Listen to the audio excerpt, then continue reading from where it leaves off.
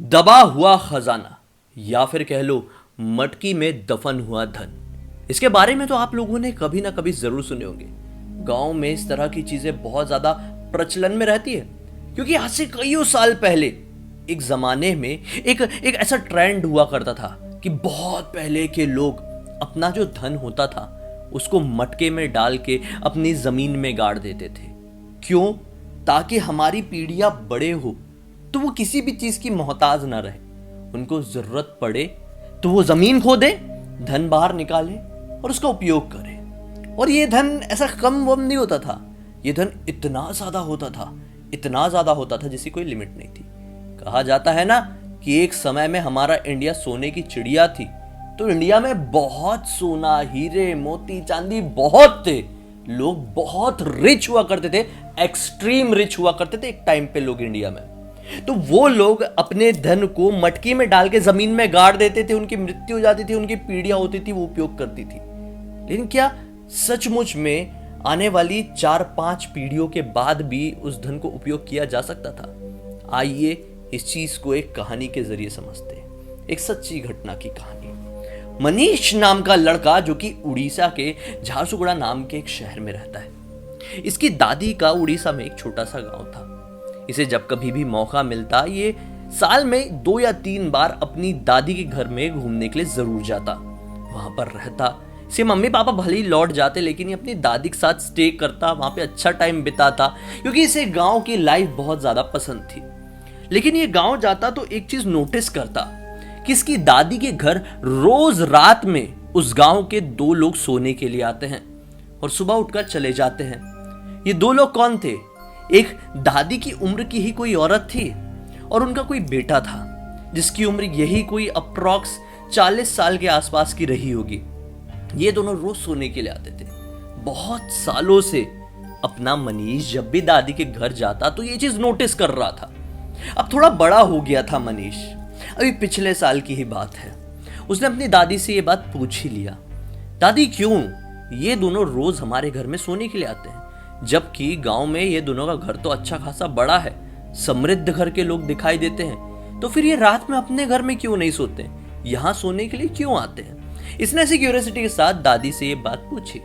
अब दादी उस दिन अच्छे मूड में थी। दादी ने इसे एक घटना की कहानी बतानी चाहिए, जो घटना इसकी आंखों के सामने घटी थी।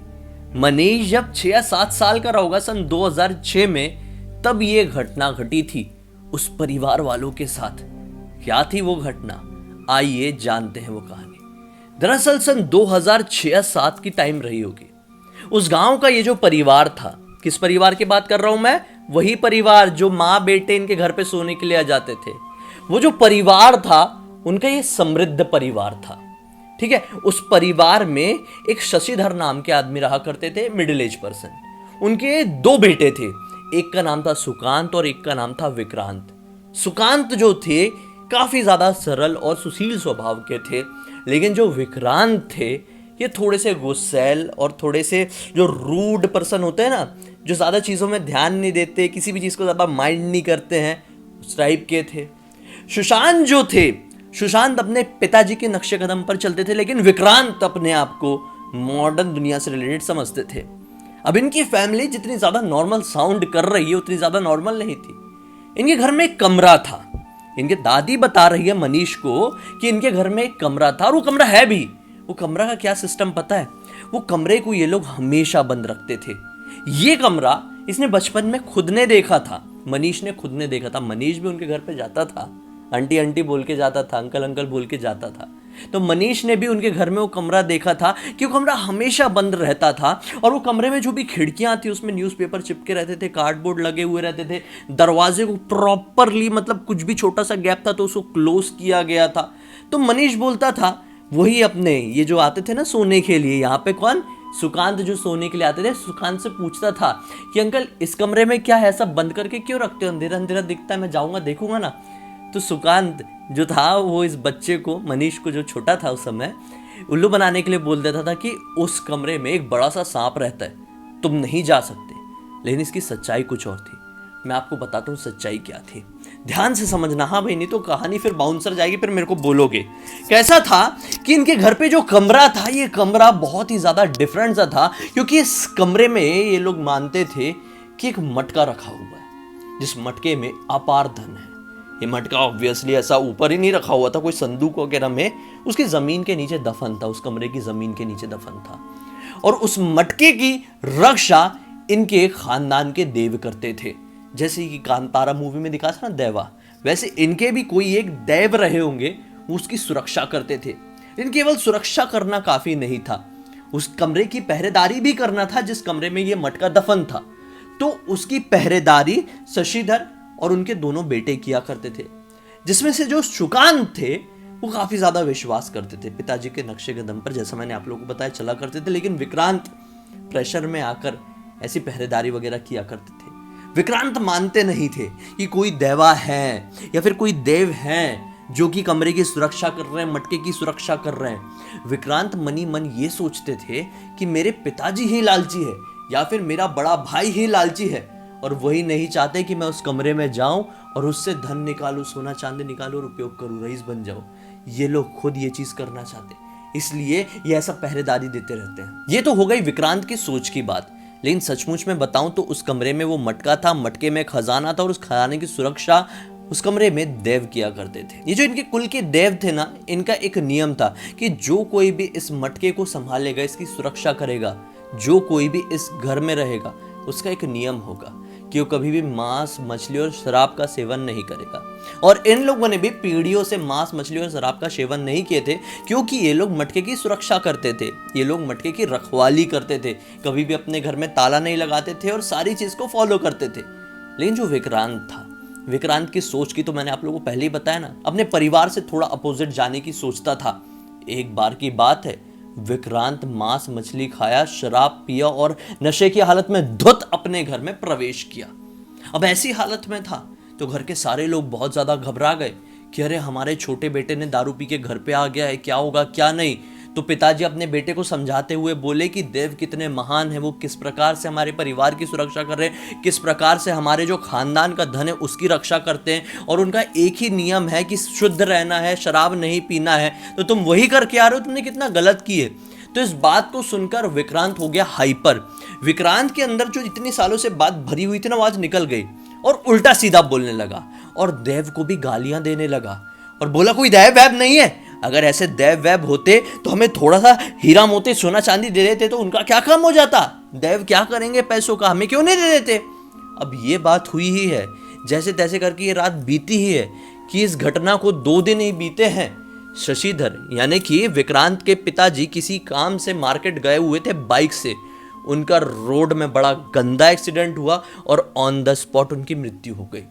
गांव के सभी लोगों ने और परिवार के सभी लोगों ने यह माना कि देव क्रोधित हो गए कि उनके बेटे ने यह कार्य किया तो किया कैसे, शराब पी के ऐसे घर में प्रवेश किया तो किया कैसे, और देव का जो प्रकोप था शशिधर के ऊपर बरसा और शशिधर के एक्सीडेंट में मृत्यु हो गई। अब इतना ही नहीं, अब ये घटना को भी अप्रॉक्स 1 हफ्ते बीते ही हैं कि इनके घर पे पुलिस आ गई। पुलिस आई और बोली कि कहाँ है विक्रांत, कहाँ है। विक्रांत उस दिन घर पे नहीं था। सुकांत बाहर आए, मतलब विक्रांत के बड़े भाई बोले विक्रांत तो कहीं बाहर गया हुआ है। पुलिस ने बोली कि उसने एक आदमी की बाइक चोरी किया अपने दोस्त के साथ मिलके, हम उसे अरेस्ट करने के लिए आए हैं। फिर क्या था भाई, परिवार के सभी लोगों की सिट्टी पिट्टी गुल हो गई, क्योंकि ये समृद्ध परिवार था, नामी परिवार था। अरे जिनके पास इतना खजाना गड़ा हो, जिनके जमीन में वो कितने रईस लोग होंगे, तो इन लोगों के तो कांटे से खून नहीं। विक्रांत गायब है और पुलिस उसका वारंट लेकर आई हुई है घर पे। विक्रांत घर पे लौटा नहीं, उसका दोस्त पकड़ा गया। फिर आधी रात में विक्रांत घर पे प्रवेश करता है और उस कमरे का दरवाजा तोड़कर वहां पे जो मटका दफन था उस जमीन को खोदकर मटका निकालता है और मटके को तोड़ने की कोशिश करने लगता है। लेकिन इस बात की खबर, इस कांड की खबर घर में सोए हुए लोगों को पड़ जाती है कि देखो चोरी से विक्रांत घुसा है अपने घर में और उस रूम के दरवाजे को तोड़ दिया, मटका खोदकर निकाला है और अब मटके को तोड़ने की कोशिश कर रहा है। तो घर वाले सभी लोग गुस्से गुस्से में आए और विक्रांत को पकड़े और बहुत सुनाए और घर से बाहर निकाल दिए। अब बोले एक चोर की जगह हमारे घर में नहीं है जो ऐसा काम कर रहा है, जिस चीज की सुरक्षा हम लोग ना जाने कितनी पीढ़ियों से कर रहे हैं, तूने ऐसी घटिया हरकत कर दिया। अब ये तेरा घर नहीं, तू निकल जा। घर वालों ने उसे निकाली हैं। अब ये कांड को भी अप्रॉक्स 5 से 6 दिन घटे ही हैं भाई। एक हैरान कर देने वाली घटना की खबर पूरे गांव, पूरे खानदान को मिली इनके, ये कि विक्रांत ने उस गांव से लगभग 10 से 12 किलोमीटर दूर स्थित एक जंगल में खुद को लटकाकर खुद की खुशी कर लिया। अब जैसे ये बात सबको पता चली तो सब लोग घबरा गए कि ये क्या हो गया। ऐसा कुछ कारण नहीं था, विक्रांत तो सचमुच में वैसा ही था, घटिया आदमी था। उसने फिर ये क्यों किया? उसने ऐसा तो कुछ नहीं किया कि भाई उसके ऊपर गलत इल्जाम लगा दिया गया है। उसने सचमुच में कुछ किया था, चोरी वोरी, इसलिए पुलिस आई थी और ये गंदा काम किया था, इसलिए घर से बाहर निकाला गया था। लेकिन जैसा भी हो, यहां पर विक्रांत की मृत्यु हो चुकी थी। यहां पे विक्रांत की मृत्यु हुए कुछ दिन घटे ही हैं भाई कि अब इस घर में भूतिया एक्टिविटी होना शुरू हो गई। अब घर के सारे लोग घबरा गए और एक धारणा मन में बिठा लिए कि अब ये घर में जो कुछ भी हो रहा है ये देव के प्रकोप की वजह से ही हो रहा है। देव अब हो चुके हैं क्रोधित। देव ने क्रोधित होकर ही शशिधर के प्राण हर लिए, देव ने क्रोधित होकर ही इसके प्राण भी हर लिए और देव ने क्रोधित होकर ही पूरे घर को हॉन्ट करके रख दिया है। घर के सारे लोग इन चीजों को एक्सपीरियंस करके थर थर थर थर कांपने लगे। अब फिर क्या हुआ? कुछ ही दिन और बीते, 2 या 3 दिन, और इस घर में कुछ कुछ अजीब एक्टिविटी होने लगे। उस कमरे से किसी के रोने की आवाज़ सुनाई देती, फिर किसी के हंसने की आवाज़ सुनाई देती।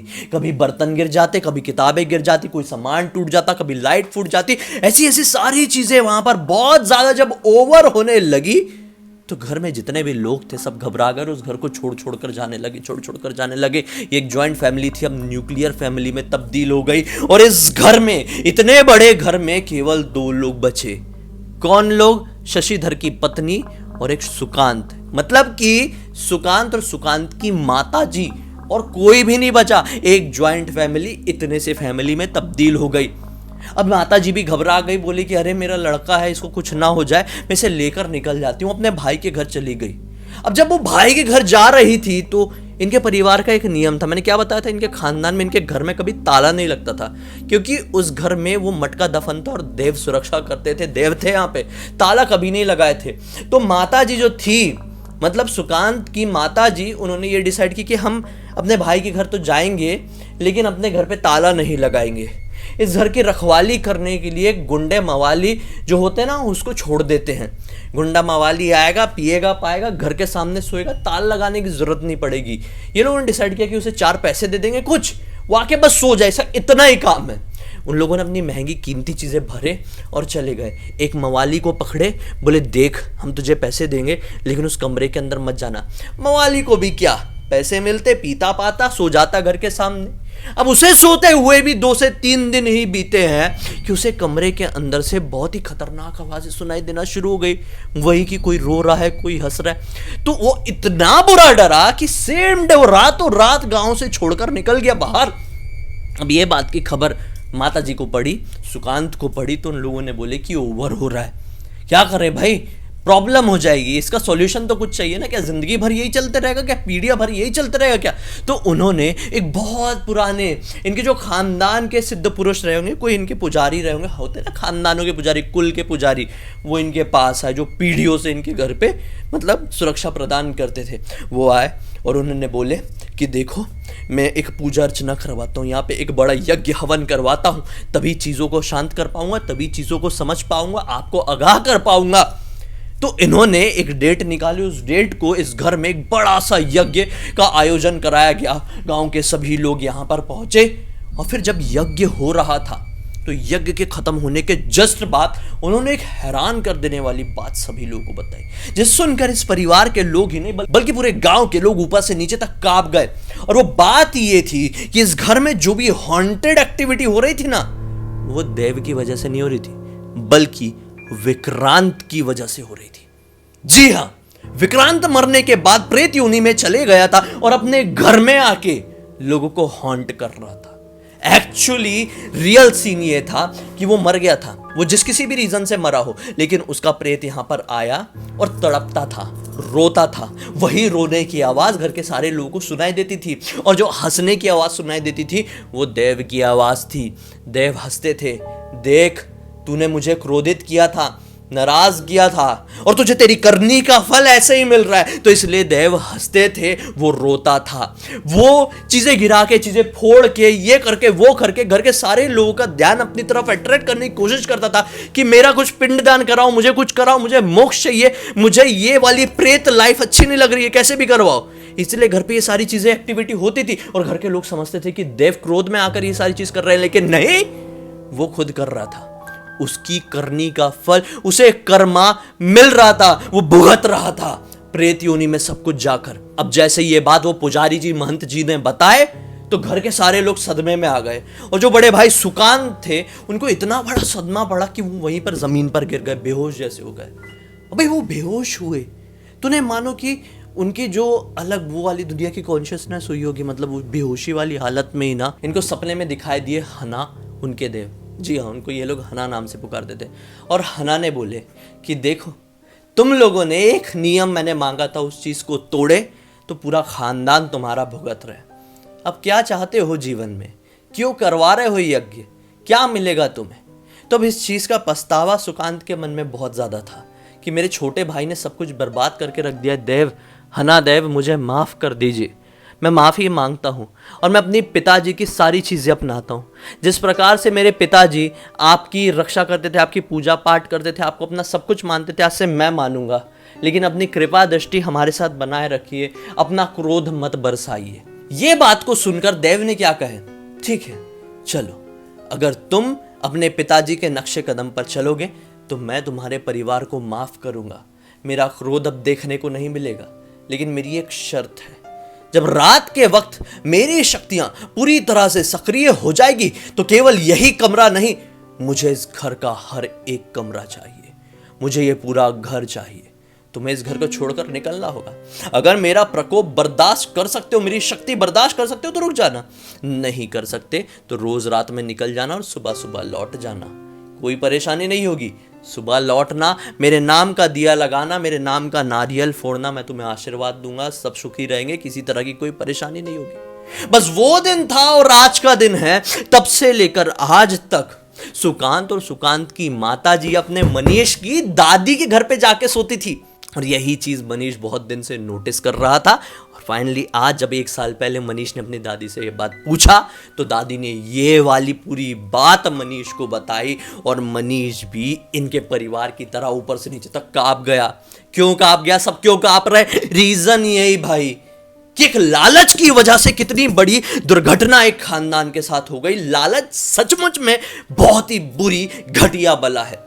कभी भी किसी भी इंसान को किसी भी चीज को लेकर लालच नहीं करना चाहिए, और खासकर आपको ऐसे मटके वटके के बारे में पता चले कि जिसके अंदर कोई धन गड़ा हुआ है, जो छुपा हुआ है, जमीन के अंदर गाड़ के किसी ने रखा हुआ है, तो उसके चक्कर में मत पड़ना भाई।